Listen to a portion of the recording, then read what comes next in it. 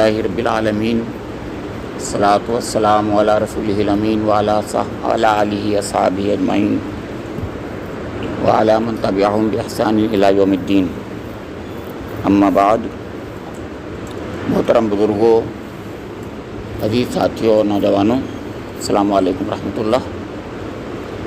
آج 14ویں تراویح تھی اور 14 تراویح ختم ہو گئی اللہ کے کرم و احسان سے، اور اس طرح ہمارے تراویح میں 17.5 پارے مکمل ہو گئے ہیں۔ آج کا سوا پارہ جو تھا وہ 3 صورتیں اس میں تھیں، ہم نے سنی ہیں جو وہ پہلے شروع ہوئی تھی سورہ انبیاء جو کل شروع ہوئی تھی وہ ختم ہوئی، اس کے بعد سورہ حج پوری مکمل ہو گئی، سورہ مومنون پوری مکمل ہو گئی، اور اس کے بعد سورہ نور ابھی شروع ہوئی ہے، مکمل نہیں ہوئی ہے۔ تو 3 کہیے یا 4 کہیے، جو بھی کہیے، تو مکمل جو ہے 2 ہوئی ہیں درمیان میں، اور پہلے ایک سورہ مکمل نہیں تھی وہ مکمل ہو گئی، سورہ انبیاء، اور آج کی سورہ بھی نور جو ہے وہ شروع ہوئی ہے۔ اس میں اس سے پہلے کی ساری صورتیں جو تھیں جیسے کہ بتایا جا چکا ہے مکی ہیں، لیکن سورہ النور جو آج شروع ہوئی ہے وہ غزوہ بنو مستلق جو 5 یا 6 ہجری میں ہجرت کے بعد حضور نبی اکرم کے نازل ہوئی ہے۔ یہ مدینہ منورہ میں، یعنی مدینہ منورہ کے قیام میں حضور نبی اکرم کے نازل ہوئی ہے۔ تو اس کا ایک الگ انداز ہے اور باقی صورتوں کا الگ انداز ہے، لیکن دونوں میں مماثلت ایک نظر آئے گی، سورہ مومنون میں اور سورہ النور میں، اس کے باوجود بھی کہ ایک مکے میں شروع نازل ہوئی اور ایک مدینہ میں نازل ہوئی۔ یہ قرآن پاک کا اعجاز ہے کہ وہ کچھ یکسانیت، کوئی بات خاص ہوتی ہے جو کامنیلٹی ہوتی ہے، اس کی بنا پر مضامین کو جو ہے کا انتخاب اس نے کیا ہے۔ تو منتخب مضامین کے مطابق جو ہے قرآن پاک کو رکھا گیا ہے، نظم جس کا ہے وہ نظم یہ ایسا ہے۔ تو مکے اور مدینے کا مسئلہ نہیں ہے وہاں پر، بلکہ مضامین ہیں جو ایک کے بعد ایک اس کی ضرورت پیش آتی رہی، اور اس کو قرآن پاک میں اللہ تعالیٰ نے اس کو رکھ دیا، اس کو مصحف شریف میں رکھا۔ مصحف شریف میں جو آج ہے وہ قیامت تک کے لیے ہمارے لیے ہدایت کا ذریعہ ہے۔ اس کا ایک الگ، اس کا جو موضوعاتی نظم ہے اس کی بات کر رہا ہوں۔ موضوعاتی نظم میں بتا دیتا ہوں، چلیے۔ موضوعاتی نظم میں سورہ المومنون ایسے شروع ہوتی ہے کہ قد افلح المؤمنون الذین هم فی صلاتهم خاشعون والذین هم عن اللغو معرضون والذین هم للزکاة فاعلون والذین هم لفروجهم حافظون الا علی ازواجهم او ما ملکت ایمانهم فانهم غیر ملومین فمن ابتغى وراء ذلك فاولئک هم العادون والذین هم لاماناتهم وعهدهم راعون والذین هم علی صلواتهم یحافظون اولئک هم الوارثون الذین یرثون الفردوس هم فیہا خالدون۔ آپ اس میں دیکھیں گے کہ مومنین کے اوصاف بیان فرمائے گئے ہیں، اور ان کی کامیابی کی ضمانت کس چیز میں ہے، کامیابی کا ذریعہ کس چیز میں ہے وہ بتایا گیا ہے، اور ان کو بشارت دے دی گئی ہے کہ مومن کامیاب ہیں۔ کئی باتیں ہو گئیں، تو مومن کامیاب ہے، مومن ہی کامیاب ہوں گے، مگر مومن جو ہیں وہ ہوتے ہیں جن میں یہ اوصاف ہوتے ہیں، اور 10 صفتیں بتا دیں ان کے اندر۔ 10 صفتیں جو بتائی ہیں وہ 10 صفتیں جن کے پاس ہوں گی وہ جنت الفردوس کے وارث ہو جائیں گے، کامیاب بھی ہو جائیں گے اور جنت الفردوس کے وارث ہوں گے وہی۔ اب اگلی سورہ جو ہے سورہ نور، انہی اوصاف کے مومن پر مشتمل ایک معاشرہ جب بنتا ہے، سمجھ رہے ہیں آپ کیا، تو وہ معاشرہ نور علی نور ہو جاتا ہے۔ انہی صفات پر مشتمل مومنین کا معاشرہ جب بنتا ہے تو وہ نور علی نور ہو جاتا ہے، اور اس کے لیے چند اور چیزیں بتائیں۔ ادھر تو یہ پازیٹیو چیزیں ہیں، ادھر کچھ نگیٹو چیزوں کو نکالا، یعنی معاشرے میں کچھ چیزیں گندگیاں خرابیاں ہوتی ہیں، اگر ان کو نکال دو تو اور یہ صفات اس میں ڈیولپ کر دو جو ہیں صفات مومنوں والی، ایک معاشرہ ایک بہترین معاشرہ ہوگا، وہ آئیڈیل معاشرہ ہوگا۔ تو آئیڈیل معاشرہ جو ہوتا ہے وہ نور علی نور ہوتا ہے۔ اس سورہ کا نام اس لیے نور ہے، اور اس میں وہ بات بیان کی گئی ہے۔ اس میں کہا گیا ان تشیع الفاحشہ نہیں ہوتا ہے وہاں پر، نہیں، فاحشہ کی اشاعت نہیں ہوتی، یہ مطلب کہنے کا ہے. میں نے اس لیے کہا کہ منفی چیزوں کو، نگیٹو چیزوں کو نکال دو.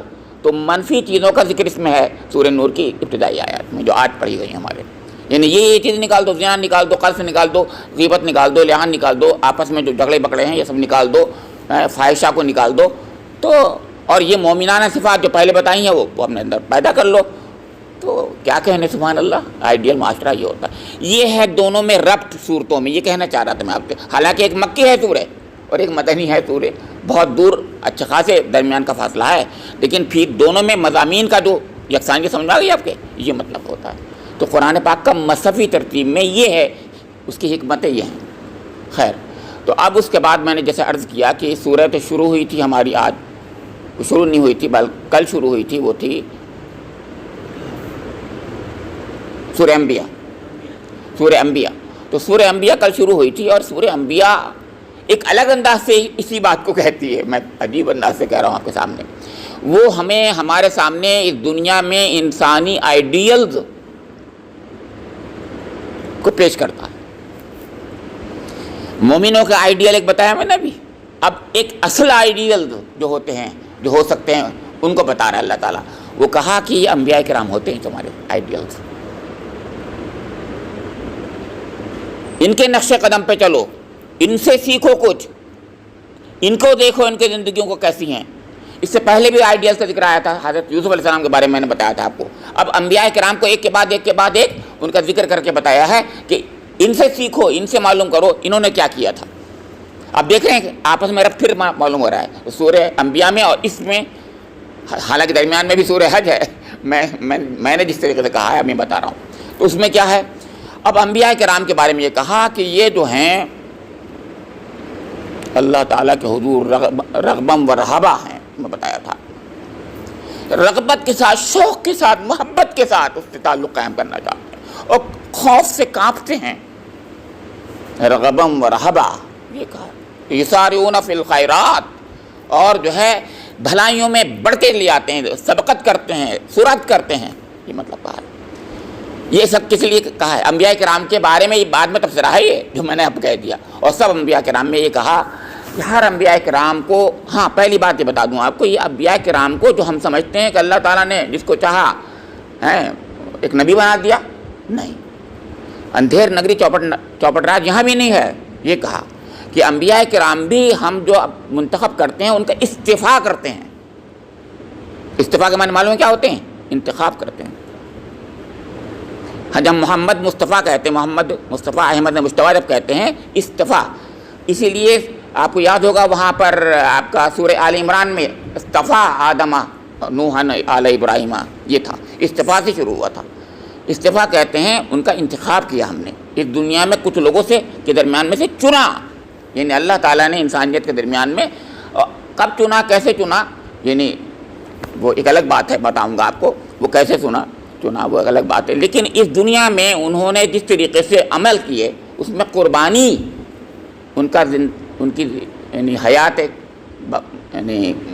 حیات کا بہترین اس کے اندر ایک خاص طور امتیاز تھا زندگی کا کہ انہوں نے قربانیاں دی ہیں. جیسے حضرت ابراہیم علیہ السلام آج جو شروع ہوئی آیت پہلی شروع ہوئی تھی تراویح کی، وہ حضرت ابراہیم علیہ السلام کے معاملے میں تھا. معلوم ہے آپ کو کیا قربانی دی انہوں نے؟ باپ جو تھا ان کا پروہت تھا، بت بناتا تھا، بت تراش نہیں تھا، بت تراش بھی تھا، بت بناتا بھی تھا. ان کا سب کا پروہت تھا، ان کا پریسٹ تھا، سب سے بڑا ان کا لیڈر تھا. اور بادشاہ کا سب سے بڑا، یعنی جسے کیا کہتے ہیں ہم لوگ کو، ہمارے ہاں مصاحب نہیں ہے، اس سے بڑا، یعنی جس کی وجہ سے ابھیشیک ہوتا ہے. سمجھے آپ؟ ہندی میں کہہ رہا ہوں میں، جو سب سے بڑا ہوتا ہے وہ تھے. اس کو کہتے ہیں جیسے کہ ہر ہندو اور ہمارے اس میں ایک ٹریڈیشن ہے، تو وہ جل ابھیشیک کرتا ہے. جب تک وہ نہیں کرتا وہ بادشاہ بنتا نہیں ہے. یہ مطلب میں نے، وہ تھے، وہ سمجھا آپ کے سب سے بڑے پرست تھے وہ آذر.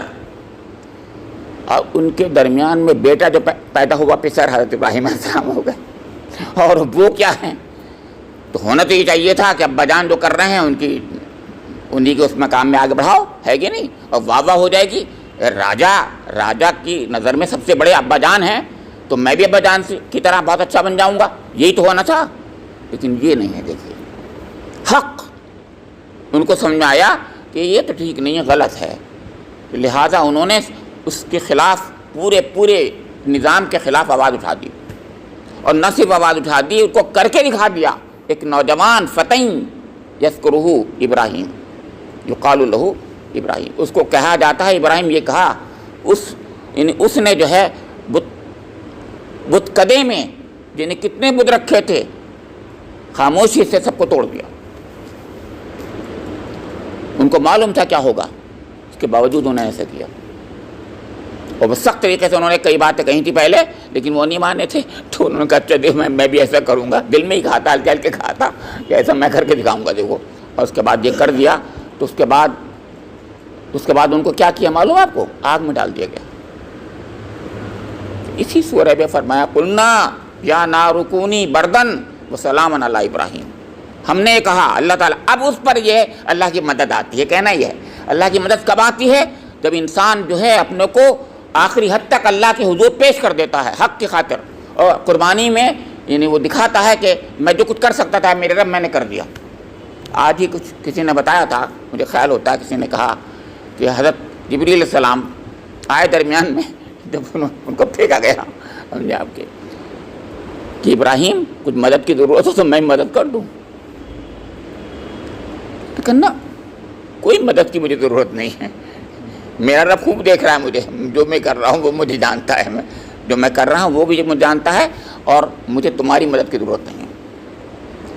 ایسی توحید کا لمبردار، ایسے دنیا میں کوئی اور ہوا ہی نہیں، حقیقت میں توحید کا لمبردار حضرت ابراہیم علیہ السلام جیسا کوئی نہیں ہوا، سب سے بڑے توحید کا لمبردار۔ تو انہوں نے اب آگ میں اللہ تعالیٰ نے آگ میں جب وہ پہنچ رہے تھے، گر رہے تھے، اسی وقت اللہ تعالیٰ کا حکم نافذ ہو گیا۔ قلنا، ہم نے کہا یا نارو، اے آگ، کونی بردن، تو ہو جا ٹھنڈی، وہ سلامن، اور سلامتی، علی ابراہیم، ابراہیم پر تو ٹھنڈی ہو جا آگ۔ کہاں جو گلے گلزار ہو گیا وہ تو اللہ تعالیٰ کے کلمہ کن سے تو کچھ ہوتا ہے، آگ باغ جو بھی ہے تو اس میں کیا ہوتا ہے۔ اب مگر یہ بتایا جا رہا ہے کہ ابراہیم علیہ السلام ایسے تھے، تب ان کو اللہ تعالیٰ نے مقام دیا اتنا بڑا۔ آگے کیا کہا؟ پیشوا بنا دیا، امام بنا دیا، قرآن نے کہا، اور وہاں یہی تو کہا ہے سورہ بقرہ میں، اذ ابتلی ابراہیم ربہ بکلمات فاتمہن قال انی جاعلک للناس اماما۔ تو امام کب بنایا تھا؟ جب ہر طریقے سے امتحان لے لیے تھے، اس میں کامیاب ہو گئے تھے وہ۔ تو اب اور لوگوں کے بارے میں بھی بتایا جا رہا ہے، اور نبیوں کے بارے میں بھی، کہ یہ ایسے نہیں کیا ہم نے، سب کے اندر خوبیاں تھیں، کچھ اللہ تعالیٰ کی طرف سے ہی خیر ہوتی ہیں سب خوبیاں، اس میں دو رائے نہیں ہے، مشیت خداوندی ہوتی ہے، لیکن اس دنیا میں ان کو ڈیولپ کرتے ہیں اپنے اختیار سے بھی، یہ کہنا ہے۔ تو اللہ سب کچھ اللہ ہی تعالیٰ کر رہا ہے، لیکن اختیار جو اللہ تعالیٰ نے دیا ہے، اس اختیار میں اپنا جو انسان جو فیصلے کرتا ہے، اس کو اللہ اس کا ذکر کر رہا ہے، کہہ رہا ہے کہ انہوں نے اپنے اختیار سے بھی وہی کام کیا جو مجھے پسند تھا، یہ کہنا ہے، اصلی بات یہ ہے۔ تو میں نے ان کو پھر نواز دیا، اور سب کے بارے میں پھر کہا کہ پھر ایسے وقت میں ان کی مدد کی کہ وہ معجزانہ مدد تھی۔ حضرت ذوالنون کی بات کر رہا ہوں میں، آپ جانتے ہیں مچھلی کے پیٹ میں ہیں، اندھیریوں میں ہیں، ظلمات میں ہیں، اس کا ذکر میں نے کیا اس سے پہلے۔ حضرت یونس مچھلی کے پیٹ میں ہیں، اور اس وقت وہ دعا کر رہے ہیں، ہے نا، لا الہ الا انت سبحانک انی کنت من الظالمین، تو فاستجبنا لہ، پھر اللہ تعالیٰ ان کی دعا قبول کر لیتا ہے۔ مچھلی کے پیٹ میں اندھیریوں میں بالکل وہاں پر دعا ان کی قبول ہو گئی۔ اب یہ ہے اللہ تعالیٰ کی خاص بات، کیونکہ اس وقت پھر وہ اپنے رب کی طرف پلٹے ہیں، وہ پلٹ آئے، تو اللہ تعالیٰ پلٹنے کو پسند کرتا ہے۔ پھر ہر ایک کا الگ الگ ہے، ہر ایک حضرت زکریا ہیں، بوڑھے ہو گئے ہیں، بالکل بہت بوڑھے ہو چکے ہیں، بیوی بانجھ ہے، دنیا میں کوئی بھی کسی قسم کا جو ہے آپ کا ذرا برابر کوئی بھی یعنی کوئی ایسا ایوٹا کوئی ایسا نہیں ہے، چانس کوئی نہیں ہے کہ ان کی اولاد ہو سکتی ہوگی، بوڑھے ہو گئے ہیں اتنے زیادہ۔ لیکن وہ سورہ مریم اور سورہ آل عمران میں ذکر ہے کہ اے اللہ کبھی بھی آپ یعنی میں مایوس نہیں ہوا ہوں آپ کی دعا کے بعد، یہ کہا۔ یہاں پر یہ کہا ہے کہ رب لا تذرنی فردم وانت خیر الوارثین، پھر فاستجبنا لہ واصلحنا لہ زوجہ، اپنی ان کی زوجہ کو اللہ تعالیٰ نے ٹھیک کر دیا، درست کر دیا، باندھ نہیں رہی وہ، اور ان کو بھی جو ہے بڑھاپے میں اولاد دے دی، ان کو بھی اس قابل کر دیا اور بیوی کو بھی اس قابل کر دیا، وہی بوڑھی سی بالکل، دونوں کو، ایک تو باندھ تھی ایک بوڑھی۔ اب بتائیے یہ کرشمہ نہیں ہے، یہ میریکل نہیں ہے، یہ معجزہ نہیں ہے؟ تو اللہ تعالیٰ ایسے کرتا ہے۔ یہ کہا کہ میں نے ایسے وقت میں ان لوگوں کی مدد کی ہے، لیکن انہوں نے بھی ایسی قربانیاں دی ہیں۔ دونوں طرف سے بات نہیں ہے، انہیں دونوں طرف سے ہوتی بات۔ ہم یہ کہیں کہ اللہ تعالیٰ نے ان کو بہت بڑا بنایا تھا، ہم کہاں وقت، نہیں، انہوں نے اپنی سی محنت کر دی، پوری سی کوشش کی ہے۔ ہر نبی کو بہت سخت امتحانوں میں ڈالا گیا، حضور نے خود فرمایا یہ، ہر نبی کو بہت سخت، اور حضور نے فرمایا مجھے سب سے زیادہ سخت امتحان میں ڈالا گیا۔ ہر نبی کو سخت امتحان میں ڈالا گیا ہے، کسی نہ کسی قسم کا امتحان ہے۔ اب پھر میں بتا دوں آپ کو، امتحان دو قسم کے ہوتے ہیں، پھر بھول گئے آپ۔ ایک امتحان شکر کا ہوتا ہے اور ایک صبر کا۔ یہاں میں صبر کا بتا رہا ہوں ابھی، اب ایک شکر کا امتحان بتاتا ہوں آپ کو۔ یہ ہیں حضرت داؤد علیہ السلام اور حضرت سلیمان علیہ السلام، ان دونوں سے سب شکر کا امتحان لے رہا ہے اللہ تعالیٰ۔ اتنا نواز رہا ہے، اتنا نواز رہا ہے، اتنا نواز رہا ہے، وہ دماغ خراب ہو جاتا ان کا؟ نہیں، ھذا من فضل ربی، اور سب کچھ وہ کہتے ہیں اللہ کہیں میں ٹیڑھا نہ ہو جاؤں، ہم ٹیڑھے نہ ہو جائیں، ہمیں حق کی راہ پہ رکھنا۔ تو اس امتحان میں کامیاب ہو گئے وہ۔ تو ہر ایک شخص جو ہے جو بھی امتحان ہو رہا ہے اس امتحان میں کامیاب ہے۔ اس وقت اللہ تعالیٰ نے ان کا انتخاب کر کے استفاع جب کیا ہے تو ان کی دعاؤں کو کرشماتی طور پر ان کو جو ہے قبول کر لیا ہے۔ تو یہ سورہ ہیں۔ پھر فرمایا ان ھذہ امتکم امۃ واحدہ وانا ربکم فاعبدون۔ تو یہ ایک امت تھی، اس کے دو معنی ہوئے۔ ایک امت تو یہ بتائی کہ یہ انبیاء کرام کا گروہ ہے، گروہ جسے کہتے ہیں، یہ انبیاء کرام کا گروہ ہے، یہ سب ایک ہیں، امت واحدہ، یعنی سب کا پیغام ایک ہے، یہ مطلب تھا اس کے اندر۔ ایک مطلب یہ ہوتا ہے، اور اگلی والی سورہ کا مطلب ہے، وہ سورہ مومنون میں ہے، اس کا مطلب یہ ہے کہ کیونکہ آگے فتقطعوا بینہم ہے وہاں پر، تو اس کا مطلب یہ ہے کہ تمام انسانیت ایک ہی ہے، ایک گروہ ہے، یعنی ایک حضرت آدم حضرت حوا کی اولاد ہے، یہ کہا ہے وہاں پر، لیکن تم نے اس کو ٹکڑا کر دیے، وہ وہاں یہی ہے۔ آیت کا پہلا حصہ یہی ہے، بس فتقون ہے وہاں پر آگے کے۔ تو سوچیے آپ کہ مطلب کہنے کا یہ ہے کہ اللہ تعالیٰ نے جسے کہتے ہیں ایک امت کے اندر یہ اتحاد کی دعوت دی ہے، اور یہ کہا ہے کہ ہر دنیا میں ہر جگہ اتحاد جو ہوتا ہے وہی بابرکت ہوتا ہے، انسانوں میں اگر اتحاد ہو وہی بابرکت ہوگا۔ انبیاء کرام کا اتحاد یہ ہے کہ ان کی دعوت سب کی ایک ہی دعوت تھی، سب کی توحید کی دعوت ہے، سب کی دعوت آخرت کی دعوت ہے، عقیدہ آخرت، عقیدہ توحید، عقیدہ رسالت، یہ وہی ہیں، سب کے ایک ہی ہیں، کامن دین ایک ہی ہے سب کا۔ تو بہرحال یہ تو میں نے اس لیے بتایا کہ اس کو دونوں میں ساتھ ساتھ میں نے کر دیا۔ اب درمیان میں سورہ حج ہے، یہ جو ہے آپ کی مکی و مدنی دونوں سورہ ہے، میں نے سنگم ہے، یا یوں کہیے اس کا کچھ حصہ مکے میں اور کچھ حصہ مدینے میں نازل ہوا ہے، بالکل ہجرت کے فوراً بعد نازل ہوا ہے، ہجرت سے کچھ بالکل پہلے نازل ہوا ہے، بالکل قریب امیڈیٹ ہیں ویسینٹی میں دونوں طرف۔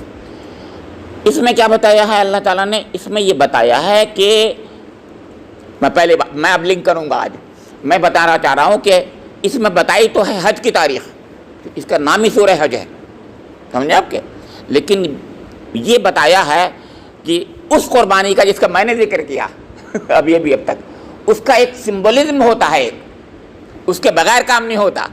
وہ سمبولزم یہ ہے کہ قربانی ایک بذات خود اللہ کی طرف سے عبادت کی شکل میں بھی اللہ تعالیٰ نے اس کو جو ہے مشروع کیا ہے، سمجھ میں آئی بات؟ لنک کیا آپ نے، میں نے اس کہا قربانی دینی پڑتی ہے، اب میں نے کہا کہ قربانی کا ایک سمبولزم بھی ہوگا، یعنی اس کو باقاعدہ ایک دنیا میں ایک شکل ہوگی، ایک جانور ہوگا، اس جانور کے گلے پہ چھری رکھیں گے اور دل میں نیت یہ ہوگی کہ اے اللہ میں اس کے گلے میں آج چھری رکھ رہا ہوں، لیکن ایک دن ایسا آ گیا اگر کہ میرے گلے پہ کسی نے چھری رکھ دی اللہ کی خاطر تو میں انگیز کر جاؤں گا اور اس کے لیے میں سب کچھ جان دینے کے لیے قربان ہو جاؤں گا۔ جان دی ہوئی اسی کی تھی، حق تو یہ ہے کہ حق ادا نہ ہوا۔ یہ ہے آپس میں لنک۔ اب دوسرا لنک بھی سن لیجئے، ایک اور لنک ہوا، وہ لنک یہ ہے کہ یہ خانہ کعبہ جو ہے اس اتحاد کا جس کا میں ذکر کر رہا ہوں امت میں، وہ مرکز و محور ہے۔ ساری کے ساری اتحاد جو میں نے بتایا، یعنی خانہ کعبہ ان تمام رسولوں کے اتحاد کو، اور حقیقت تو یہی ہے ان سب کے اتحاد کو، اور امت مسلمہ جتنے بھی ہر زمانے میں رہی ہیں ان کو، اور آخر میں امت مسلمہ جو حضور نبی اکرم کے ذریعے برپا ہوئی ان سب کا اتحاد کا کامن پوائنٹ جو ہے مرکز و محور خانہ کعبہ ہے، یعنی اس اتحاد کو تم قائم کر لو. آج کی دیکھیے اپنے بات جو کہہ رہا ہوں، تو اس اتحاد کو تم قائم کر لو، اور یہی اتحاد تمہارے لیے کامیابی کا ضامن بن جائے گا.